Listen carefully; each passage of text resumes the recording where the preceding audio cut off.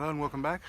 Well, this is going to be part 2 of fixing the CV boot on the front wheel of the Jeep here. I've ordered a replacement part, so let me just show you that. I've got that now from overseas. So join me as I try and fix this leaky front boot.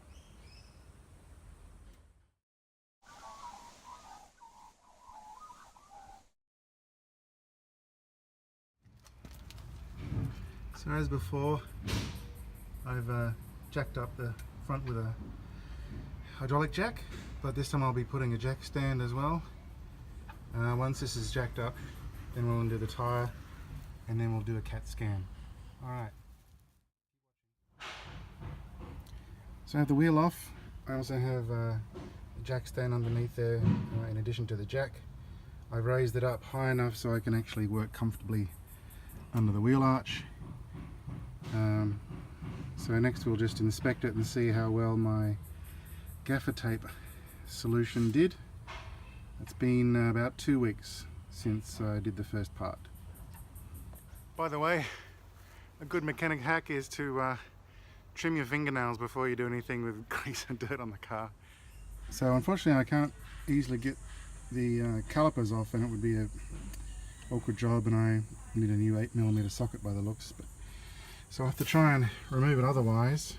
I'm going to try and film what I do in here. So if we can see on here, this stuff is the gaffer tape that I put on when I was last fixing this. And I'm surprised it's actually held on in place, and it looks like it's minimized the amount of grease that's come out, which is good. But I'll have to cut that off and cut off the old boot, and I'll show you what the replacement looks like. So this boot is the actual proper replacement part of what I'm trying to put back in place. But as you can see, it's one single unit, and to replace it I'd need to remove the whole hub and axle assembly to slide that on and fix it. But the alternative these days is to get what's called a split boot, and there are two varieties. I've got a replacement one over here which I'll show you. So this is a general purpose replacement part. As you can see, it's taller, thinner at the top, thicker at the bottom. The idea is you trim off the lengths that you don't need, and then it'll be just a universal replacement. This type uses a glue in this groove you can see here, hopefully.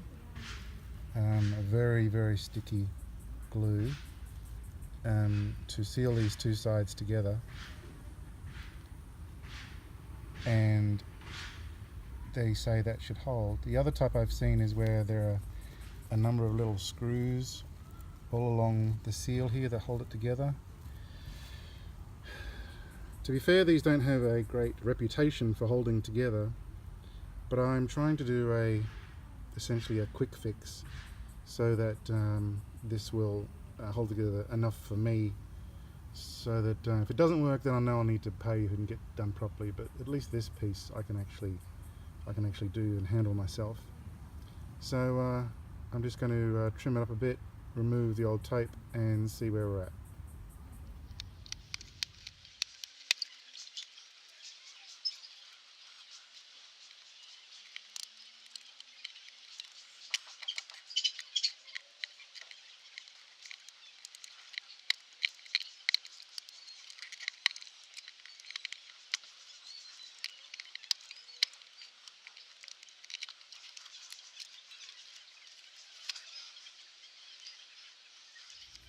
Right, so got all that out. This was the gaffer tape I had surrounded it with, and it looks like the top portion had actually folded in to the crack that was there in the seal. So in a way it had kind of formed a cup. So it probably actually helped. I mean, it wouldn't have lasted much longer than that, but anyway. That is a get you home kind of fix anyway. So It was just to solve the problem before I went down to camp. This is the actual seal that was on there. So you can see that that's where the split was, right around the top edge. This cut is where I had to cut to remove it. It uses a metal double strap, top and bottom, to keep it onto the axle. And this is the replacement part. So height wise it's right, width wise it's right, so I'm going to use that as my template for trimming the other general purpose one. So we'll see how we go with that and see if I can fit it. It's a tight squeeze, but I'll try and cut out all the swearing. Okay, back with you soon. I've just cleaned all around the open shaft now. The CV joint is actually inside there. Inside that cup there's a race of ball bearings, and that is what allows the constant velocity joint, the CV joint, to actually turn and rotate at the same time. So I've got all the old grease and muck off that large end with the groove on it, which will be where one of the seals goes, and this smaller end on this end of the shaft where the seal will go just after that ridge. So that's clean and dry now. Now I'm going to see about having to join this open boot with glue. So let's see how that goes. I've put the new boot around, but obviously I need to glue up the gap now. So that'll be the next fun activity. We'll see how far I get with that. The first part is glued. Now I need to just move along in small sections, holding it and gluing as I go, using this wicked adhesive they've given me. Well, it's sticking together. It's supposed to hold each piece for 20 seconds, but it's giving me a good cramp.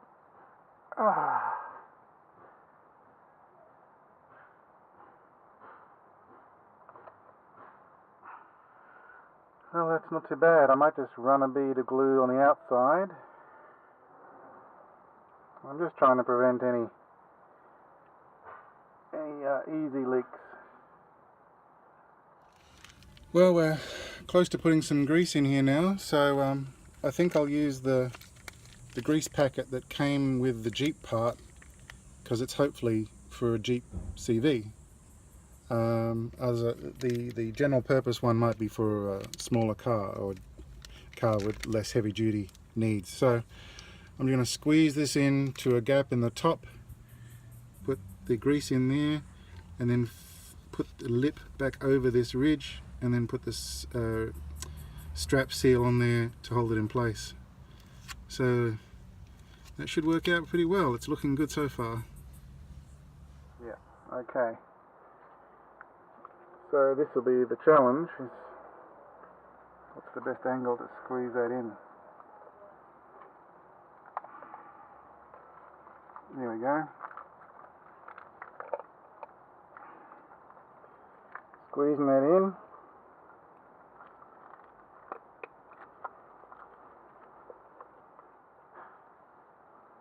Make sure that's in the groove all the way around. Not yet. Come on.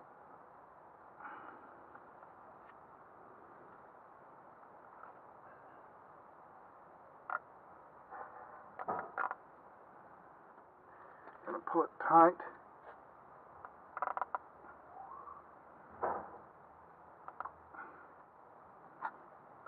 It's probably as good as we're gonna get. Well, I think we have success here. The seals worked well, it all looks dry, it's staying where it should be, the size is right. So, pretty happy so far. Let me see if I can show you how it looks. Here we go. It looks like it's meant to be there, which is always a good sign. It's dry, and it fits correctly. So now I just need to clean up. So I will save you all of that. You know, it's just putting the wheel back on and all that sort of stuff. Thanks for watching the video. Hopefully this has helped a few of you out if you want to do a CV joint replacement. Let's see how long this really lasts. I'm doing this in February 2018. So if it lasts a year, that would be great. If it lasts longer than that, that's a bonus. I don't have high hopes for these kind of glue join CVs boots, but anyway, we'll see. Let's see if I can show you the other side as well. So there it is on that side, nice and clean as well. And yeah, pretty happy with that job. All right. I'm not sure if you can see the glue seam as well there, so that's going to hold it, they say. Cool. Alright, hopefully that's helped a few of you out there. Maybe you learn how to do a simple CV boot replacement. For now, thanks for watching, and I'll see you in the next video.